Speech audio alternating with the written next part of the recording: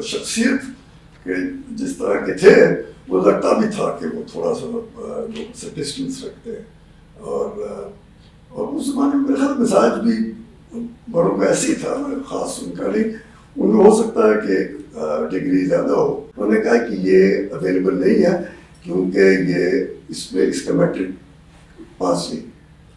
میرے والد صاحب نے میری والدہ کو یہ ذمہ داری دی کہ اس نے اس کی ٹیوشن کر کے آئے گا، آپ نے بھی اس کی ٹیوشن لینی ہے، اس کو میٹرک کا امتحان اس نے پاس کرنا ہے.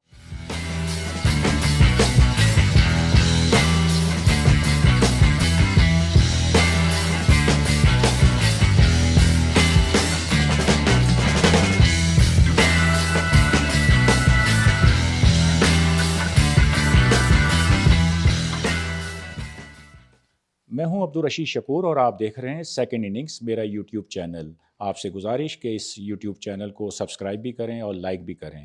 آج میرے ساتھ ایک ایسی شخصیت موجود ہے کہ جو خود تو انٹرنیشنل کرکٹر ہم کہہ سکتے ہیں کہ وہ نہیں تھے، لیکن ان کا تعلق، براہ راست تعلق ایک ایسی قداور شخصیت سے ہے جنہیں پاکستان کرکٹ کا فاؤنڈر کہا جا سکتا ہے، اور پاکستان کے اولین کپتان، ٹیسٹ کرکٹ کی فتوحات جو اولین دور کی، اس میں ان کا کلیدی کردار. عبدالحفیظ کاردار صاحب جو ہیں ایک بہت قداور شخصیت، ان کے صاحبزادے شاہد حفیظ کاردار اس وقت ہمارے ساتھ موجود ہیں. شاہد صاحب بہت شکریہ آپ کا، بڑی نوازش کہ آپ نے وقت دیا بات کرنے کے لیے. آپ نے جس پیار سے مانگا تھا ٹائم، میں حاضر ہوں. میں کون سی ایسی بات ہے. بہت شکریہ سر. شاہد صاحب، کاردار صاحب کی جو شخصیت ہے اس کے کئی پہلو ہیں، مطلب جس طرح انہوں نے کئی کتابیں لکھیں تو اس مختصر وقت میں اس کا احاطہ کرنا ممکن نہیں ہے. کئی گوشے ہیں، کئی چیزیں ہیں. کس طرح آپ دیکھتے ہیں کہ جو ان کی شخصیت تھی، جو ان کا کنٹریبیوشن رہا، ان کی خدمات رہیں، کیا ہماری پاکستانی جو جنریشن ہے، نئی جنریشن کہہ لیں، یا جو کرکٹ سے وابستہ جو لوگ ہیں، وہ ان کے بارے میں جو کچھ معلومات پہنچنی چاہیے تھیں مکمل طور پر، وہ پہنچ پائیں؟ نہیں، اس طرح سے اس وقت دو وجہ سے.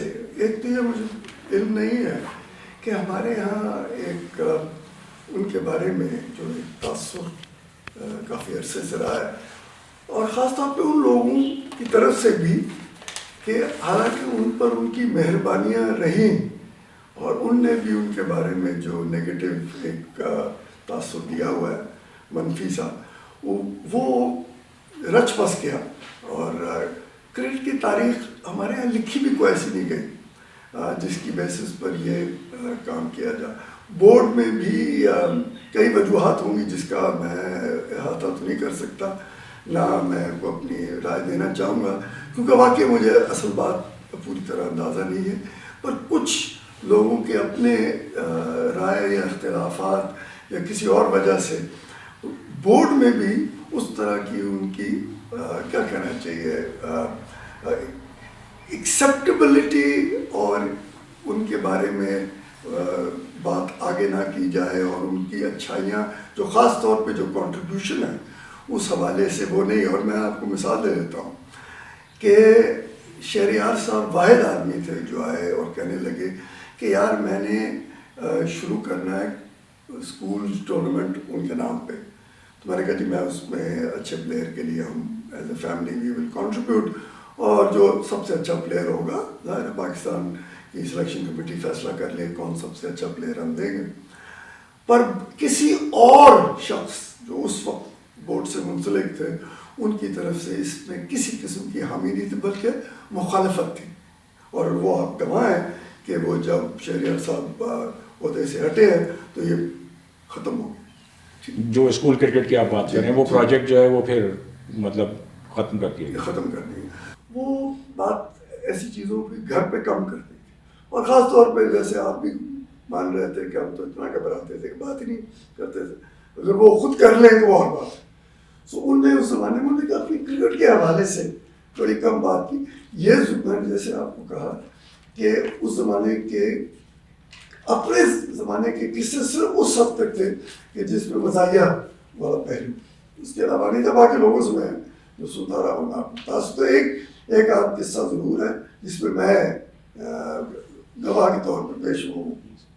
تو جیسے میں پہلے بات کر رہے تھے، مجھے یاد ہے 76 کی دہائی میں اس سال میں پڑھ رہا تھا، ولایت میں تھا، تو آئے ہوئے تھے، تو ظاہر ہے والد صاحب ولایت لندن آئے ہوئے تھے، میں لندن میں تو نہیں تھا، تو ان کو ملنے آیا. جب ملنے آیا تو کہنے لگے کہ میں MCC جا رہا ہوں، اور وہاں پہ اس بارے میں صدر جو تھے MCC کے وہ گبی ایلن تھے، اور ساتھ رچرڈسن، شاید اچھی طرح مجھے نام یاد نہیں آ رہا، میرے خیال یہ نام تھا، اور وہ سیکرٹری تھے. تو کہنے لگے کہ میرے ساتھ چلو، میری ان کے ساتھ ایک میٹنگ ہے، انفارمل سی ہے، فارمل نہیں ہے، تو تم بھی آ جاؤ، میں ملا بھی دوں گا، اور وہ اچھے لوگ ہیں، اور یہ وہ. میں بھی چلا گیا. انہوں نے ان سے کہا کہ انفارمل میٹنگ ہے، but I am bringing my son along. Bring my son along, and so you can meet him, and I just want to discuss a few things. تو ہم بیٹھ گئے. ایک پلیزنٹریز ایکسچینج ہوئی کہ اچھا جی کیا ہے، کب آئے، کیا ہو رہا ہے آج کل، کیا کر رہے ہو، اس ٹائپ کی بات. ان کو پتا تھا وہ بورڈ کے پریزیڈنٹ تھے. تو ایک دم انہوں نے کہا کہ دیکھیں، ایک میں آپ سے موضوع ڈسکس کرنا چاہتا ہوں کہ یہ والی جو بات ہے کہ جی امپائرنگ کا یہ ایک ایشو ابھی اتنا نظر نہیں آ رہا، پر یہ بڑھ جائے گا. And as time goes by the stake in cricket in terms of money, in terms of financing, could become a major issue. So میری آپ کو رائے یہ ہے کہ باقی جیسے گیمز میں یہ سوچ اس زمانے میں شروع نہیں ہوئی تھی، ویسے وہ کہنے لگے یہ وہاں جہاں پیسے زیادہ انوالوڈ ہیں وہاں بھی آئے گی، اور ہمارے یہاں جلدی ہمارے یہاں بھی آ جائے گی. تو میری ایک سجیشن کہ یہ آپ سوچیں کہ یہ جو ہوتی ہے نا آپس میں کہ بدزن ہو جائے کہ یار یہ دیکھو ان کے امپائر نے مجھے آؤٹ دے دیا، تو ہمیں سوچنا چاہیے نیوٹرل امپائر. تو وہ گبی ایلن صاحب وہ بھی تھوڑے سے اسٹف سے ساتھ تھے، تو انہوں نے کہا جانتے بھی تھے ایک دوسرے کو، کھیل بھی ہوئے تھے، پڑھے بھی وہیں ہوئے تھے، تو ایک دوسرے کو اچھی طرح جانتے تھے. تو کہہ لے Hafeez kind of umpires England has and Australia has, you should really never be worried when you're playing here. And if you feel that you need some help, تو آپ اپنے یہاں امپائرس کو ٹریننگ دیں. تو بٹ یہ کوئی ایشو نہیں ہے. And I think you be overly pessimistic, اور ایسی بات نہیں ہے. That's not cricket is a جیسے انگریزی میں تو فریز ہے نا، اٹس ناٹ کرکٹ، تو کرکٹ میں ایسی چیزیں نہیں ہوتی. اچھا، تو مطلب انہوں نے جو ہے گبی ایلن اس زمانے میں سن لی بات، اور ان کا یہ جو ریئیکشن تھا وہ یہ تھا کہ جناب آپ یہ جس قسم کی باتیں کر رہے ہیں، کرکٹ میں ایسی چیزیں نہیں ہوتی. سو وہ کہتے رہے. انہوں نے کہ جی آپ یہ ایجنڈے پہ ڈال دیں، یا آج اگلے ایجنڈے پہ نہیں، بٹ یہ آنا پڑے گا. تو میری آپ کو رائے ہے کہ اس پر لوگوں کی دوسرے لوگوں کی بھی رائے لے لیں، اور کوشش کریں کہ اس کو ایجنڈا آئٹم آ کے ڈسکس کیا جائے تاکہ یہ بات کی جائے. دوسرا آپ کو بھی پتہ ہے کہ ان کی کوشش اور ان کی کوشش کی وجہ سے سری لنکا کو ممبرشپ بھی ملی. ساؤتھ افریقہ کے اپارتھائڈ کے حوالے سے ان کی ایک عجیب چیز میں نے جو دیکھی، his ability to spot talent, وہ میں خود حیران تھا. اور میرا گڈ ایگزامپل، آپ بھی کچھ بات کر رہے تھے کہ جاوید میاں صاحب نے اپنی کتاب میں ایک قصہ لکھا. میں اس کا گواہ ہوں، کیونکہ نیٹ پہ کھیل رہے تھے جاوید میاں صاحب، تو میں اتفاق سے، کیونکہ ہمارا گھر قذافی اسٹیڈیم میں قریب تھا، تو میں بھی وہاں گیا ہوا تھا. تو میں یہ اور وہ ظفر الطاف صاحب کھڑے تھے، تو میں والد صاحب کے ساتھ تو نہیں کھڑا ہوں، لیکن میری ہمت تھی، تو میں ظفر الطاف صاحب کے ساتھ کھڑا ہو کے دیکھ رہا تھا. ہم چھوٹے تھے، ہم نے تو کہنے لگے، ظفر کو کہا ہم نے، مجھے ابھی تک یاد ہے کہ Zafar just watch this young man, کہ تم دیکھ رہے ہیں یہ بڑا پلیئر بنے گا. His ability to spot the ball so early, یہ بھی one of the greatest cricketer. So پر بعد میں وہ بات بھی آ گئی کہ final of the decade year, but یہ میرے سامنے کی بات ہے. اچھا شاہد صاحب، کاردار صاحب کے بارے میں جو اس دور کے جو کچھ کرکٹرز تھے، تو ان کے بارے میں ہمیشہ وہ ایک نیگیٹو سوچ یا ان کے خیالات آئے کہ، اور یہاں تک ایک لفظ یوز ہوا کاردار صاحب کے بارے میں ڈکٹیٹر کا. اس کے بارے میں تھوڑا سا کچھ بتائیں کہ یہ کچھ اس کے بارے میں کبھی انہوں نے کہا کہ یہ سب کس طرح کی باتیں؟ ان کی وہ شخصیت کہ جس طرح کے تھے وہ لگتا بھی تھا کہ وہ تھوڑا سا لوگوں سے ڈسٹینس رکھتے ہیں، اور اس زمانے میں میرے خیال مزاج بھی بڑوں کا ایسی تھا، خاص ان کا نہیں، ان میں ہو سکتا ہے کہ ڈگری زیادہ ہو، لیکن ان میں جو نرمی کا پہلو ہے بڑا کم لوگوں کو اندازہ ہے۔ وہ مثال کے طور پہ مجھے کبھی نہیں بھولتا 2-3 اس حوالے سے، میں نام لوگوں کی نہیں لے رہا جو ان کے ساتھ کھیلتے تھے، جن کو اپنی ذات سے اپنی جیب سے ہر ریگولرلی جا کے ایسے چھوڑ کے آتے تھے کہ مجھے ان کے حالات پتہ ہے، اور ان کو اس چیز کا بہت احساس تھا، اور یہی وجہ تھی ڈپارٹمنٹل کرکٹ کی کہ یار میں نے اپنے دوست اپنے ساتھیوں کو دیکھا، کیوں کرکٹ میں پیسہ تو نہیں تھا اس زمانے میں جب وہ کھیل رہے تھے، تو انہوں نے دیکھا کہ وہ کس پاورٹی میں زندگی گزار رہے تھے سارے کے سارے۔ آپ گواہ ہیں، باقی پرانے کرکٹرز بیچاروں کے حالات دیکھے ان کے زمانے کے جو تھے، تو ان کے لیے بڑا اہم تھا یہ کہ یار یہ ان کے ساتھ یہ نہیں ہوتا، they were heroes, they made major contributions، تو ان کے لیے کچھ کرنا بڑا ضروری ہے۔ تو وہ پرسنلی اپنی ذات سے جا کے ان کی مدد کرتے تھے، لوگوں کو نوکریاں دلوائی، میں کیا اس میں ڈیٹیل میں جاؤں، اور فائنلی اس بات پر، اور ڈپارٹمنٹل کرکٹ اسی حوالے سے شروع ہوئی، اور یہ اس پر مضر تھے، ضد تھی ان کی کہ اس کے بغیر یہ بیچارے بھوکے مر جائیں گے۔ اور اس کی سب سے اچھی مثال یہ میرے سامنے، میں جب اسٹیٹ بینک میں تھا، گورنر تھا، تو اسٹیٹ بینک نے ٹورنامنٹ اسپانسر کیا ہوا تھا، تو وہاں پہ عبدالقادر مرحوم آئے، تو مجھے ملے شلے، میں ان کو اس سے جانتا نہیں تھا ذاتی طور پہ، نام سے ظاہر اتنا بڑا کھلاڑی تھا، تو مجھے کہنے لگے کہ جی میں آپ کو شکریہ ادا کرنا چاہتا ہوں، حالانکہ عمران میرا کپتان تھا، بہت بڑا ہیرو تھا، کھلانے والا مجھے یہی ہے، اور میں آپ کے والد صاحب کا ساری مجھ شکریہ نہیں ادا کر سکتا، میرا جو گھر ہے آج یہ وہ نہ ہوتے تو میرے پاس ہوتا، ہم نے بھوکے مر جانا تھا۔ یہ عبدالقادر نے مجھے کہا، سنائی بات پہ تو میں جاتے نہیں، میں نے کہا جی ہم نے بھوکے مر جانا تھا، یہ میرا کپتان بڑی اچھا ہے، سب کچھ ہے، پر میں ان سے متفق نہیں ہوں، عمران کے حوالے سے کہ یہ جو ہے، یہ جو وہ ہمارے لیے یہ کر گئے، آج ہمارے پاس کہنے لگا میرے پاس یہ گھر ہے، اور ورنہ ہم نے بھوکے مر جانا تھا۔ اچھا شاہد صاحب، حنیف محمد بہت بڑا نام پاکستان کے کرکٹ کا، نو ڈاؤٹ، لیکن ان کو یہ گلہ رہا ہمیشہ، جب بھی وہ بات ہوتی تھی وہ کہنے لگے کہ فورسفلی مجھے جبراً کرکٹ سے ریٹائرمنٹ پر مجبور کیا گیا، اور کاردار صاحب نے کہا کہ اب آپ کا ٹائم پورا ہو گیا ہے، اب آپ جائیں میڈیا کے سامنے اور ان کو بتا دیں کہ اب آپ کا یہ آخری ٹیسٹ ہے۔ کچھ اس کے بارے میں کبھی بات؟ میرے سے بات نہیں ہوئی، بٹ آپ کا یہ انٹرسٹنگ قصہ سناؤ، کیونکہ جب یہ اس زمانے میں آپ کو بھی پتا مشکل 11 پلیئر مشکل سے ہوتے تھے، ٹھیک ہے نا، کلب کی بیک گراؤنڈ کے سارے لوگ تھے، پر قداور پلیئر نکلے صاحب، اور میں یہ کہہ رہا ہوں کہ اس زمانے میں ٹیم پوری نہیں ہوتی تھی، یہ مجھے کہہ چکے ہیں کہ ہمارے لیے 11 بندے آف دیٹ کوالٹی پورے کرنے آسان نہیں تھے، یہ ایسے مزاج میں کسی دن کا۔ میری والدہ نے مجھے قصہ سنا ہے کہ حنیف کی والدہ نے کہا کہ یہ اگلا، اب یہ مجھے سیریز یاد نہیں، ظاہر پاکستان میں ہو رہی تھی، انہوں نے کہا کہ یہ اویلیبل نہیں ہے کیونکہ یہ اس میں اس کا میٹرک پاس نہیں۔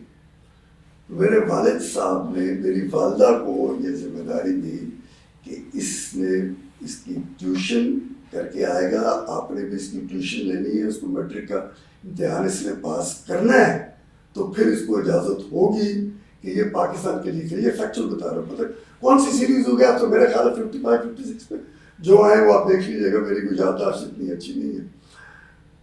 تو اس میں میری محمد صاحب معافی چاہتا ہوں ایکچولی فیل ہو گئے تھے، پھر وہ پیپر منگوائے گئے، اور پھر پاکستان کا طریقہ کار ہے والد صاحب میرے، اور کیونکہ ان کا انفلوئنس اس زمانے میں بہت تھا، ان کو ایک بہت بڑا ایڈوانٹیج تھا، ان کو ابیلٹی ٹو موو اراؤنڈ، وہ اس زمانے میں ان کی عزت شزت بے شمار تھی، جو سچی بات، ان کی ذاتی پرائم منسٹرز کے ساتھ، آپ جس کے ایوب خان صاحب کے ساتھ، سب کے ساتھ ذاتی تھی، سو ان کو ایک بہت بڑا ایک ایڈوانٹیج تھا کہ جو چاہتے تھے کروا سکتے تھے، اپنی ذات کے لیے نہیں بٹ باقیوں کے لیے. ان کے لیے بہت ضروری تھا کہ اپنی ذات کی بات نہیں کرو، دوسروں کی کرو. اور تو پھر حنیف محمد کی میٹرک کو پاس کرنا ہے، آپ بھی سمجھتے کیسے کروائیں گے.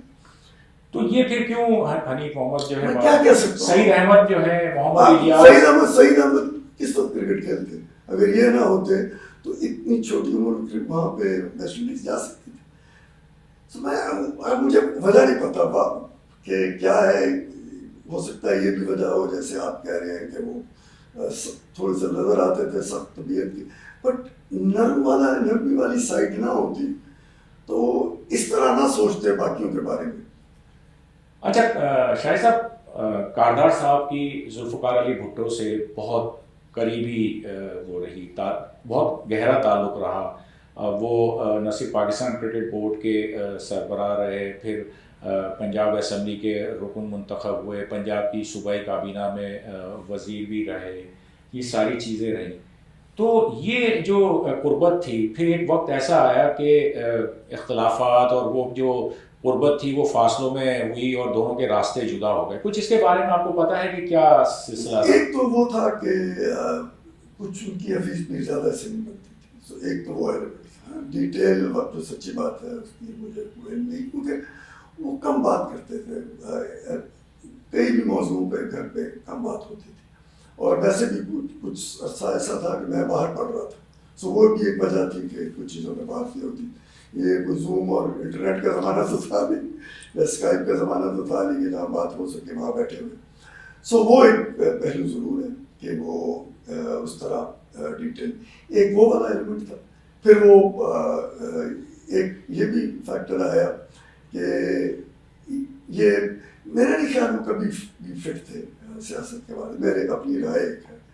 تو وہ ان کے لیے بڑا مشکل تھا کچھ چیزوں میں مان لینا. ان کے اپنے یہاں بھی کچھ لوگوں سے، اپنی پارٹی کے لوگوں سے بھی کوئی ایسی بندی نہیں تھی. پر بعد میں ایک صاحب سے بہت اچھی بنتی تھی، مرحوم ڈاکٹر مبشر، اور بہت قربت تھی، جو ریگولرلی تعلق رہا. پھر بعد میں مجھے حنیف رامے صاحب سے ایک زمانے میں کوئی اتنی نہیں بنی، چھوڑ کے بھی چلے گئے تھے. سنا ہے کہ وہ ملنے گئے تھے اور ان کو انتظار کروا دیا گیا، اور ان کی جیب میں استعفیٰ ہمیشہ رہتا تھا. بالکل ٹھیک ہے، یہ پکی بات ہے. اس میں صرف ان کی ساری عمر ہر دفعہ جیب میں استعفیٰ رہا. مجھے بھی سمجھایا کہ یہ رکھنا، اور وہ صرف اس پہ تاریخ لکھنے والی بات، یہ بالکل صحیح ہے. اس میں کسی قسم کی ایگزیجریشن نہیں ہے، مبالغہ نہیں ہے. ان کے پاس ہمیشہ ہوتا تھا، اور ان کے لیے ٹائم پہ ہونا کسی جگہ پہ وہ بہت اہم تھا. ہماری تربیت بھی اسی حوالے سے ہے. تو وہ ان کے لیے کہ جی آپ نے ٹائم دیا، میں آیا اور آپ نے مجھے انتظار کروایا. میرا خیال ہے اس میں وہ ایلیمنٹ بھی تھا حنیف رامے صاحب کا کہ جی ان کی اتنی شاید بنتی نہیں تھی، آپ اس میں ذرا کہ جی ٹھہراؤ تو بہتر ہے، تھوڑا سا انتظار کرواؤ. کرکٹ بورڈ سے جو رخصتی کا جو معاملہ ہے، جس طرح آپ نے کہا کہ عبدالحفیظ پیرزادہ وہ ایک فیکٹر بھی تھا. دوسرا، جب کچھ سینئر کھلاڑیوں نے معاوضوں پر جو وہ کیا تھا انہوں نے، تو اس میں کاردار صاحب کو یہ یقین تھا کہ جو ہے حکومت جو ہے ان کا ساتھ دے گی. بھٹو صاحب کا وہ ٹھیک ہے، وہ اسی یہ کانٹیکس یہی اور ٹھیک کہہ رہے ہیں کہ وہ ایک ریوولٹ سا آیا سینئر پلیئرس کا. اور میں سمجھتا ہوں کہ یہ اب تھوڑا سا میرے والد صاحب کی بھی ایک کمزوری ہوئی کہ وہ انہوں نے دنیا کا جو، حالانکہ ان کی ایک صفت تھی کہ وہ بدلتے ہوئے ماحول کو پہلے دیکھ لیتے تھے، پر اس زمانے میں وہ بات سمجھ نہیں پائے. جیسے باقی دنیا میں بھی ہوا، آپ کو یاد ہے کہ کیری پیکر آیا تو باقی بورڈز کو بھی وقت لگا اس کو سمجھنے میں کہ کیسے تبدیلی آ رہی.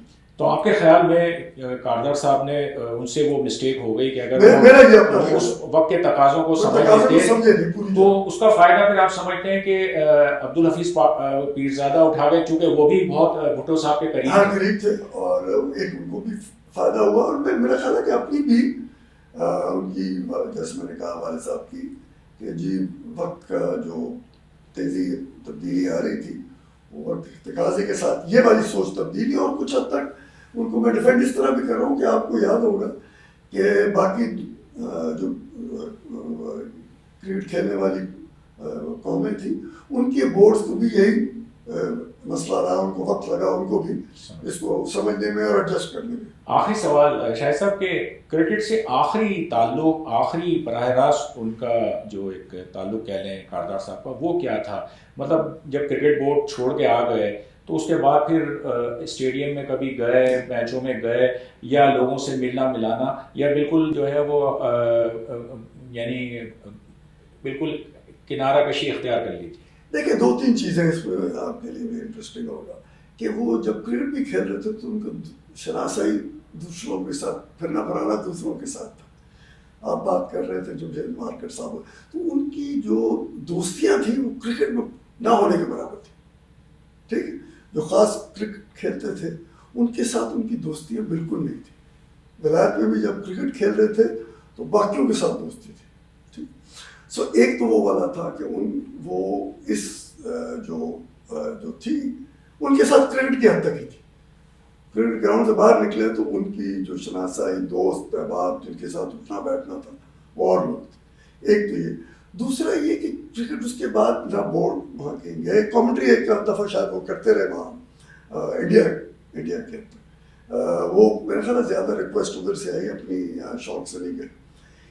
دوسرا یہ جو پہلو ہے نا کہ کرکٹ کی حد تک کہ بعد میں کیا وہ کرکٹ دیکھتے بھی نہیں تھے اور گئے بھی نہیں کبھی. مجھے اتنا یاد ہے, اور جو بھی کبھی انہیں لوگوں کو یہ آپ بھی سمجھتے ہیں کہ ان کے جاننے والے جن کے ساتھ کوئی چھوٹا موٹا ان کا کاروبار تھا, ان کی ایکسپیکٹیشن ہوتی تھی کہ جی کاردار صاحب کو کہیں کہ ہمیں پاس دیتے, ہمارے ٹکٹ, تو وہ مجھے ابھی تک یاد ہے وہ ٹکٹ خرید کے ان کو بھیجتے تھے. کوئی یہ نہ کہہ سکے کہ جی یہ پاس مانگتے ہیں. تو ان کے جاننے والوں کے لیے, اپنے جاننے والوں کے لیے جو ریکویسٹ بھی کرتے تھے وہ ٹکٹ خرید کے بھیجتے تھے. یہ تو میں اس کا گواہ کیونکہ میں کرتا ہوں یہ کام. اور تیسرا بٹ یہ ہے نام کیا نہیں مجھے کبھی نہیں بھولتا. ہم کرکٹ دیکھتے تھے اس زمانے میں ٹی وی پہ,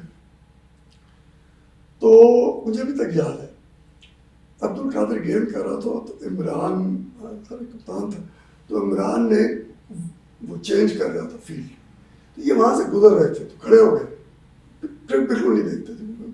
اور وہ ذرا لاؤنج میں لگا ہوا تھا وہاں سے گزر رہے تھے تو دیکھا, اور پھر he made a comment which I realized how different he was. He said, I'm looking at Imran, اور کہنے لگے کہ یار اس نے باؤنڈری پہ اسکوائر لیگ کی باؤنڈری پہ فیلڈر کھڑا کیا, میں دیکھ رہا ہوں اس کو, وہ دیکھ رہا ہے کہ یہاں سے باؤنڈری نہ ہو جائے, 4 نہ لگ جائے. اس طرح نہیں دیکھتے لیگ اسپنر کو. اگر آپ پلیئر کھڑا کر رہے ہیں تو جو اسپنر, اگر آپ کے پاس لیگ اسپنر ہے, آپ کی سوچ یہ ہونی چاہیے کہ I am widening my angle of attack, not to save a four. مجھے کبھی نہیں بھولتا. I had never looked at it that way. ہم بھی کرکٹ فالو کرتے رہتے تھے, دیکھتے رہتے. And his remark was کہ this is not the way to look at a leg spinner. اگر آپ یہ سوچ رہے ہیں کہ میں نے چوکا روکنا ہے تو یہ نہیں ہے. Look at it from the angle کہ I'm widening my angle of attack, کہ میرے پاس اب تھوڑا سا اور مل گیا کہ میں اس کے علاوہ یہاں پہ بھی اٹیک کر سکوں. تو he had a very different way of looking at. تو مجھے ایک قصہ سنایا کرکٹ کے والے سے اسی وقت. کہنے لگے کہ وہ ہم ولایت میں کھیل رہے تھے تو وہ ہم میچ ہارنے لگے تھے, تو امپائر بیڈ لائٹ کے لیے ختم نہیں کر رہے تھے. تو اب مجھے یاد نہیں کہ کون سا پلیئر ان کے سامنے تھا. کہنے لگے میں نے سوچا کہ میں بیٹنگ کے لیے جا رہے تھے اور ان کو لگ رہا تھا کہ میچ ہارتے ہیں. تو کہتے ہیں کہ میں ایک بازار سے اس وقت کسی کو بھیجا جلدی سے 7 والے جگہ سے جا کے ایک لالٹین لے آؤ. تو کہتے ہیں میں بیٹنگ میں کیا ساتھ لالٹین لے گیا. تو میں نے اس کو پوچھا are you still there batsman کو, تو امپائر نے پھر ایز بیڈ لائٹ ختم کیا. تو اسی وقت کے مجھے 1-2 قصے انہوں نے سنائے. This was the way he was different I found from. میں نے ان کو دیکھا کہ وہ ان کی سوچ بہت ڈفرینٹ تھی from some the others that I have interacted. Imran کو میں بڑی اچھی طرح جانتا ہوں, بہت بڑا اس سے بڑا شاید کرکٹر پاکستان میں پیدا نہیں ہوا. But he was a different kind of person. So وہ لیڈرشپ اور طریقے تھی. اور میں سمجھتا ہوں کہ اگر وہ اس زمانے میں جو بنیاد اس قسم کا بندہ ڈال گیا اور اس میں ایک ایلیمنٹ آف لیڈرشپ, کیونکہ ہم بھول جاتے ہیں کہ وہ صرف کرکٹ کو نہیں دیکھتے تھے, کامنٹری وہ کرواتے تھے, جو اخباروں کے ڈسپیچز اس زمانے میں دیے جاتے تھے میچ کے اوپر وہ دیکھتے تھے, اس کی اصلاح کرتے تھے, کتابیں خود لکھتے رہے, ٹور کی کتابیں لکھتے رہے, ٹیسٹ, ابھی میں آپ سے کہہ رہا تھا ٹیسٹ اسٹیٹس آن ٹرائل, اس ڈیٹیل میں کہ میں خود سوچتا تھا کہ یار یہ سب کچھ کیسے. پھر ان کی تربیت ہوتی تھی, آپ کو نہیں پتا کہ چھری کانٹا کیسے استعمال کرنا ہے, یہ پلیئروں کے ساتھ ہوتا تھا. سو ان کے وہ تو he was lying the foundations of every thing. یہاں پہ کسی کو نہیں پتا تھا یہ پچز کیسے بنانی ہے, دوسرے میٹنگ ہوتی تھی, آپ کو بھی پتا, تو وہ والا کام بھی ان کے ذمہ تھا.